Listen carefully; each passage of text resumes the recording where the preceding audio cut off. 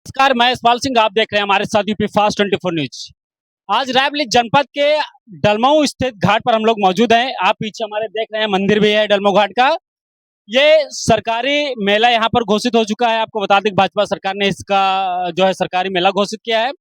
आज 2027 के चुनाव को लेकर जो यूपी फास्ट 24 न्यूज की डेली की मुहिम है, आज पहुंची है डलमऊ घाट पर। यहाँ के जो आमजन है, जो मतदाता है, जो सरेनी का विधायक यहाँ से बनता है, वो भी बनाते हैं। तो हम संवाद करने के लिए हम मौजूद हैं कि कौन से विधायक इस बार हैं जो जनता उसको समर्थन देगी और वो यहाँ से विधायक बनेगा।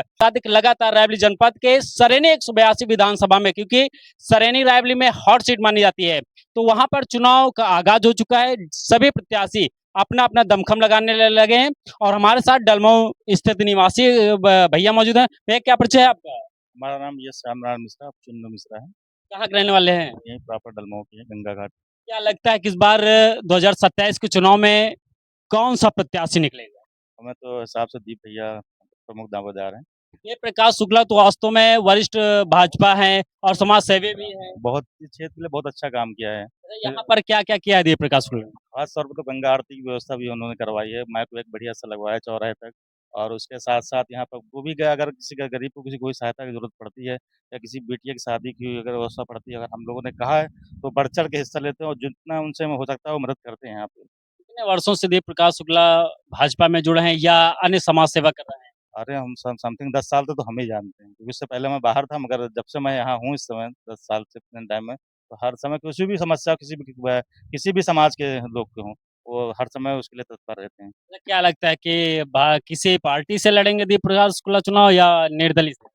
अगर पार्टी टिकट दे तो बहुत अच्छी बात है, अगर बीजेपी से तो बहुत अच्छी बात है, तो बहुत शुभ होगा। तो यानी कुल मिला के ये पक्का है कि यहाँ पर डलमऊ घाट के लिए दीप प्रकाश शुक्ला ने काफी कुछ किया है। बहुत किया, घाट के लिए, खास तौर पर घाट के लिए और आम पब्लिक के लिए भी किया है यहाँ पे।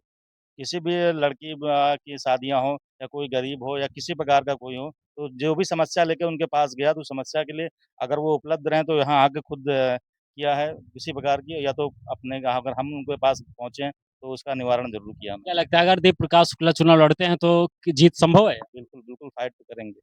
कितने समर्थक यहाँ डलमऊ में आपको देखने को? बहुल क्षेत्र है तो ब्राह्मण प्रत्याशी हैं तो बहुत अच्छी बात है। बहुत अच्छा सपोर्ट मिलेगा उनको। हाँ, ये बात है क्योंकि भाजपा जिस तरह है ब्राह्मण चेहरा रायबरेली जनपद में उतार रही है और कई सारे ब्राह्मण चेहरे जो हैं विधानसभा में उतार रही है ताकि उन्हें जीत मिल सके और भाजपा की सरकार पुनः बन सके। इसी के साथ हमारे साथ एक फाउंडेशन के समाज सेवी हैं गौरी शंकर यादव जी। भैया, क्या परिचय है आपका? जी, मैं गौरी शंकर जीत वेलफेयर फाउंडेशन उत्तर प्रदेश समाज सेवी संस्था का जिला कार्यकारिणी का जिला अध्यक्ष हूँ। क्या लगता है 2027 का चुनाव है, सरेनी विधानसभा लगता है ये, क्या लगता है कि कौन सा प्रत्याशी पहले तो सही है?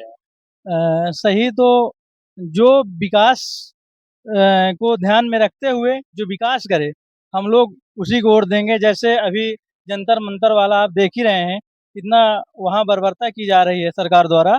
तो ऐसा नहीं है, जंतर मंतर पे धरने पे विद्यार्थी काफ़ी दिनों से, लगभग 1 महीने से हो चुके। सोनम वांगचुक जैसे वैज्ञानिक साइंटिस्ट जो धरने पर वहाँ बैठे थे, बिना कुछ खाए पिए, उनको बर्बरता तरीके से पुलिस द्वारा उठा लिया जाता है, तो ये ना कहीं न कहीं गलत है। सरकार के ऊपर ज़रूर सवाल उठेंगे। क्या लगता है कि 2027 के चुनाव में भाजपा को शिकस्त मिलेगी?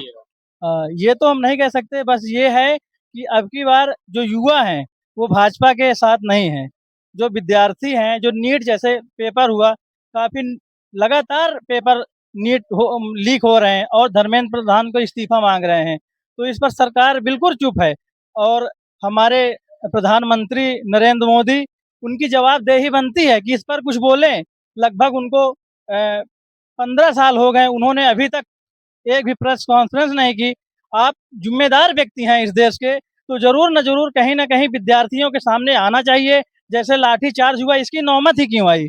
अगर कहीं 2 मिनट बात कर लेते आप बैठ के, तो ये तो नहीं लगता कि लाठी चलाने की आवश्यकता थी। जिस तरह पुलिस वाले बैरियर लगाए और इतनी मेहनत करना पड़ा, तो कहीं ये आवश्यकता नहीं थी। लेकिन वो तो कह रहे हैं कि जो छात्र थे ये उग्र हो गए थे, इसलिए वो आंसू गैस के गोले दागने पड़े। नहीं, ये उग्र तो चलिए मान लीजिए 1 महीने से कोई बैठा है अनशन पे, आप मिलने नहीं आते, तो कहीं न कहीं उग्र ज़रूर ऐसा नहीं है।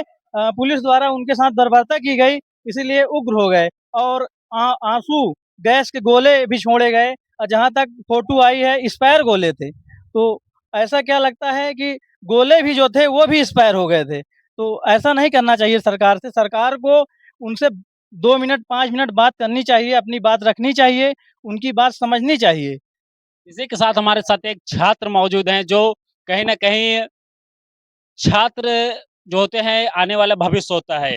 तो अगर पेपर लीक के मामले में छात्र वहाँ पर जंतर-मंतर पर धरना दे रहे थे और जिस तरीके से राहुल गांधी, अखिलेश यादव, डिंपल यादव जाके वहाँ छात्रों से मिलते हैं और उनको आश्वासन देते हैं। पर वहाँ के जो देश के प्रधानमंत्री हैं नरेंद्र मोदी जी, उनके तरफ से अभी भी कोई बयान नहीं आता। तो इस नज़रिए से यहाँ के छात्र क्या देख रहे हैं और क्या इस बार विधानसभा के चुनाव में क्या इनका समर्थन मिलेगा या नहीं? क्या परिचय है आपका? पीयूष यादव कहाँ के रहने वाले हैं? दलमऊ के। जिस तरह जंतर मंतर पर छात्रों पर लाठीचार्ज हुई है, किस नज़रिए से देखते हैं? ये नज़रिया बहुत गलत है। मोदी जी देश के संवैधानिक पद पे बैठे हैं। वो एक प्रेस कॉन्फ्रेंस कर देते हैं कि छात्रों पर जो लाठीचार्ज हुआ है, तो मोदी जी एक प्रेस कॉन्फ्रेंस करके बता देते हैं कि छात्रों पर लाठीचार्ज ना हो, हम छात्रों से मिलेंगे या छात्रों से किसी छात्र से मिल लीजिएगा आप। छात्र से मिल लीजिए, उसकी बात सुन लीजिए। तो क्या माँगे थी वहाँ की? माँगे यही थी कि धर्मेंद्र प्रधान जी का इस्तीफ़ा हो। क्यों इस्तीफ़ा दें? क्या कारण? लगातार 4 वर्षों से पेपर लीक हो रहा है। इस पर इस्तीफ़ा नहीं चाहिए हम लोगों को। हम लोग तैयारी करते हैं, 5-6 साल बाहर रहकर तैयारी करते हैं, पैसा देते हैं और पेपर लीक हो जा रहा है बार-बार। बार-बार पेपर लीक हो जा रहा। क्या दिल्ली के जंतर मंतर में जाएँगे आप? जी, हम जाएँगे जंतर-मंतर में। अच्छा, आपके जो फ़ेवरेट नेता हैं कौन से हैं? राहुल गांधी जी।